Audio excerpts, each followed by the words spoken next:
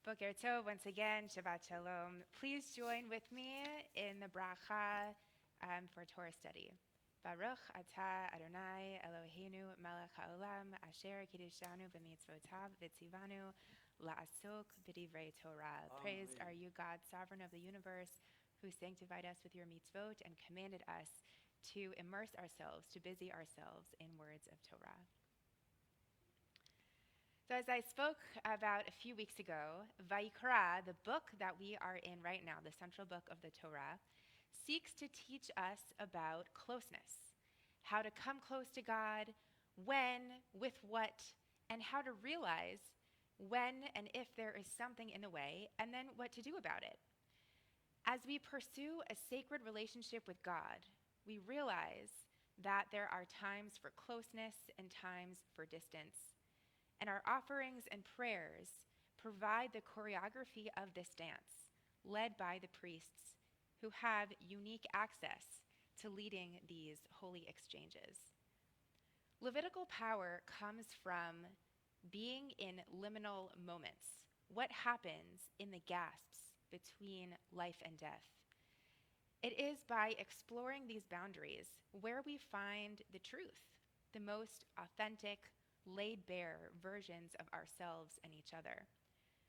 What does it take in order for us to draw the lifeblood out of a precious, divinely wrought creature in order to show our devotion? The rabbis remind us with a famous and evocative midrash. They say once when Rabbi Yehuda Hanasi was walking near a butcher shop that a calf ran up to him, followed by the butcher in hot pursuit.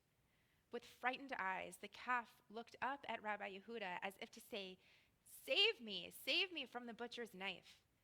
But the rabbi, instead of heeding the call of the calf, grabbed hold of the rope around the calf's neck and led it back to the butcher, rebuking it. "Do not forget that it was for this purpose that you were created."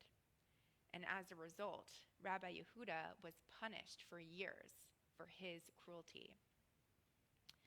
So why share this story in reaction to our blood-filled book that's really supposed to be a manual about how to seek closeness with God?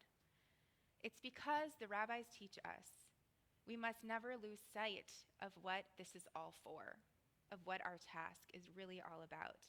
The entire project of Leviticus is not about our bloodthirst. It's not about our competition for power. It's about coming close to God. It's about building moments of fraught faith and optimistic hope, a great sacrifice, and hopefully greater reward. And in all of these moments, the priests serve simultaneously as our anchor to earth and our conduit to God in heaven. And so, of course, it follows that part of their job is to be available, focused, and able at all times to serve only as Kli Kodesh, an instrument of holiness that brings the people Israel closer to God. No distraction or emotion or source of impurity must break their singular intention. Our parsha this week, Shemini, flips this whole equation on its head in a way that is both startling and tragic. It's the day of the dedication of the Mishkan. I hear Princess Anna's voice in my head, actually. It's Coronation Day. I've been stuck for too many days at home watching Frozen, I think. The construction is over. The menu of sacrifices is delivered. The priests are ready. All Aharon has to do is complete the series of offerings, and the altar will become functional, ready to provide these awesome encounters. With the entire people watching, he completes the ritual.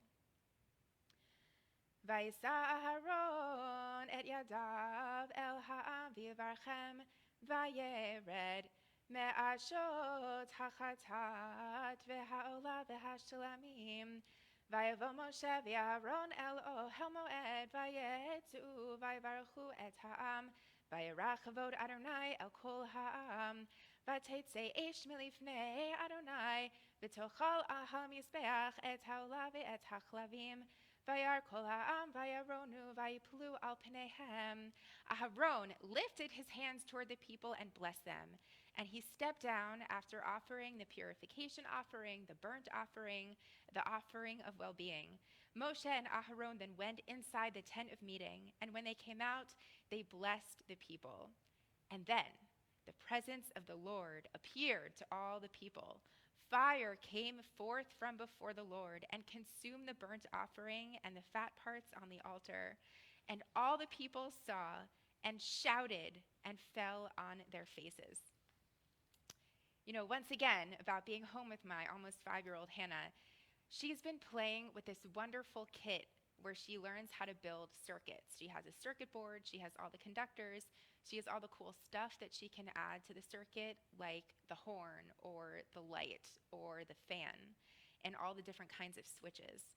And she works so hard on putting the circuit together, and then there's a moment where she takes a breath and flips the switch, and either the circuit is broken and it doesn't work, and she kind of exhales in this very anticlimactic way, or the circuit is complete and she flips the switch, and not only do all of the bulbs come on and the fan starts buzzing, but there's a laser light show.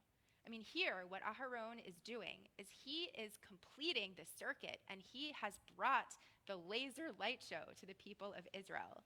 The people rejoice with God's fire dancing in their eyes. But then,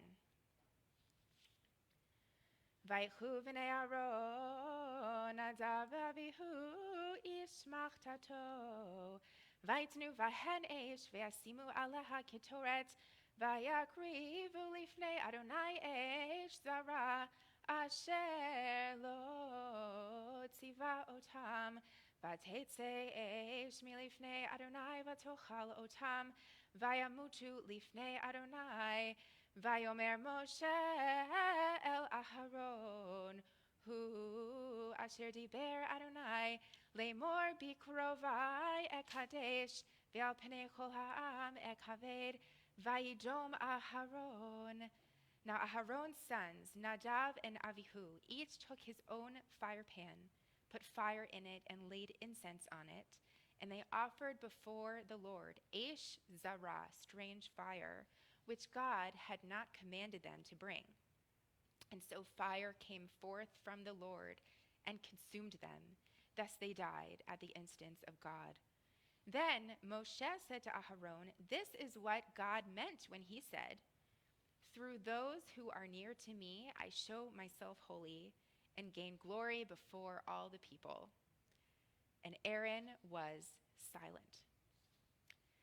So today, I'm not going to try to figure out what the Eish Zara was and why it made God so angry that God consumed Nadav and Avihu in fire. That's another Devar Torah. But today, what I'm going to do is look at the reactions. So first, Moshe, in the midst of this paralyzing terror, tries to explain God's behavior to Aharon, who just endured the most painful thing that could possibly happen. Something in terse coded language about how God's presence can become manifest in the midst of the people of Israel via the ones closest to the divine. Was this supposed to comfort Aharon?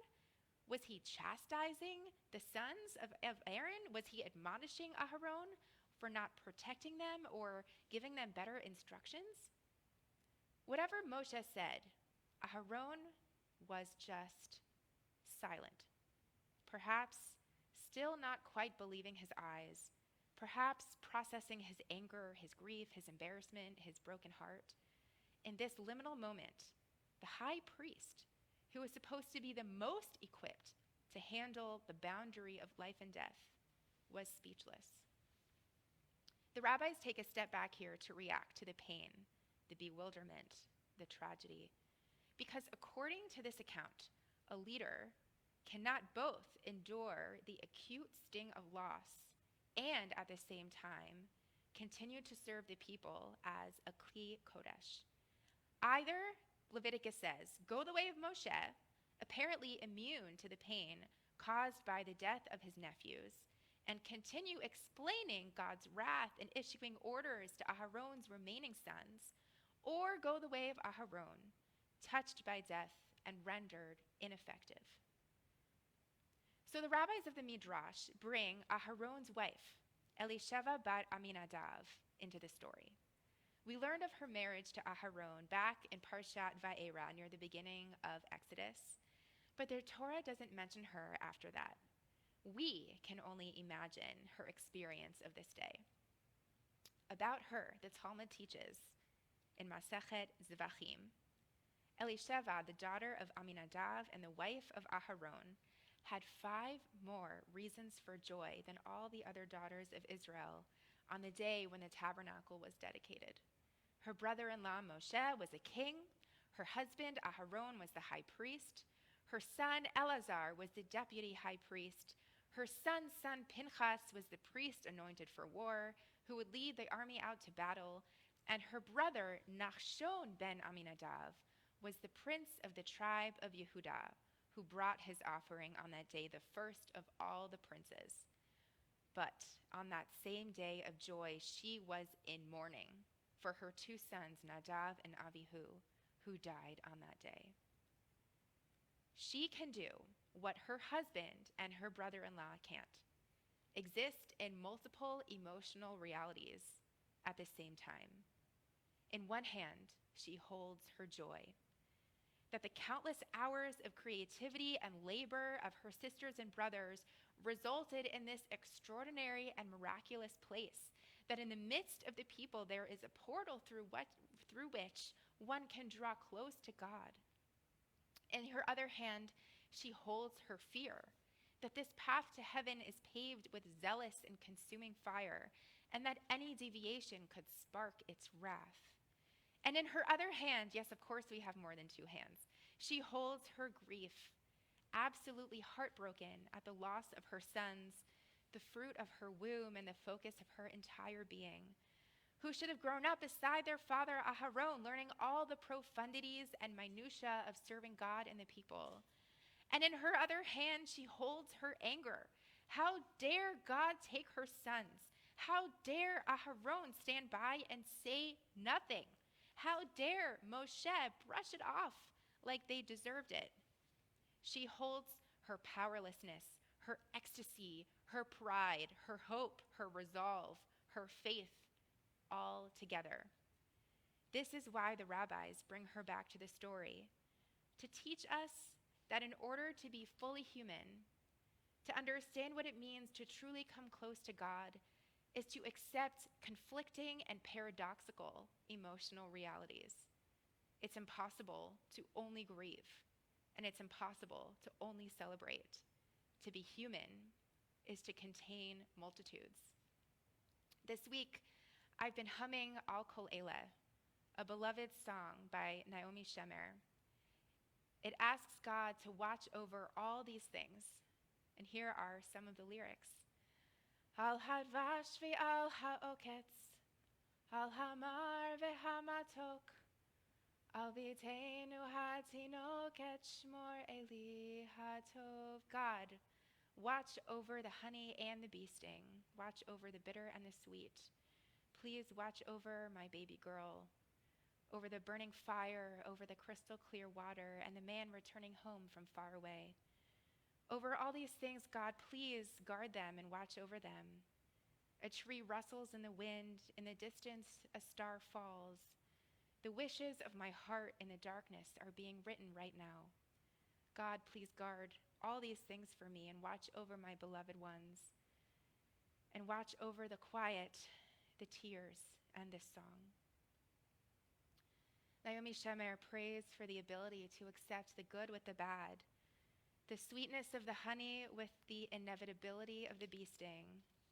She prays for the ability to always find the value of this wide expanse and for the ability to locate God at its epicenter.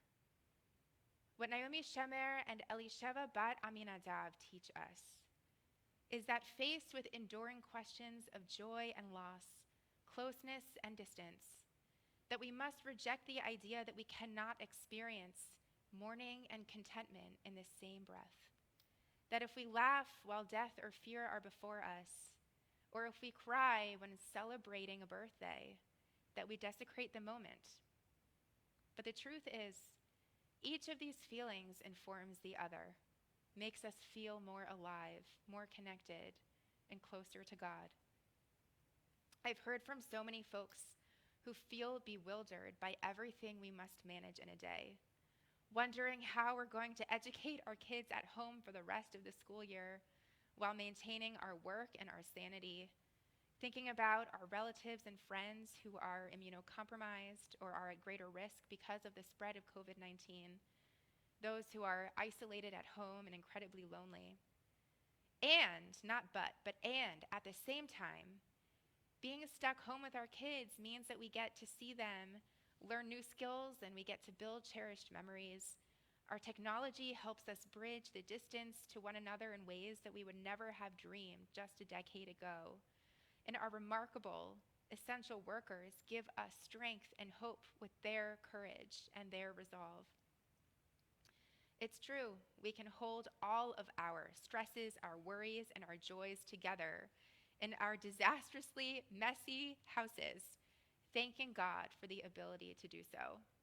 Our anxiety about the future doesn't preclude our pride at our kid learning how to read. And our amazement at our baby's new developmental milestones doesn't take away the fact that her grandparents would be at great risk if they fell ill. We are allowed to breathe through the overwhelming multitudes, and it is here where we find both empathy and honesty, suspended in the middle of it all, where we discover the truth of being human. Shabbat shalom. See ya. We'll continue now with a blessing for all those who are ill.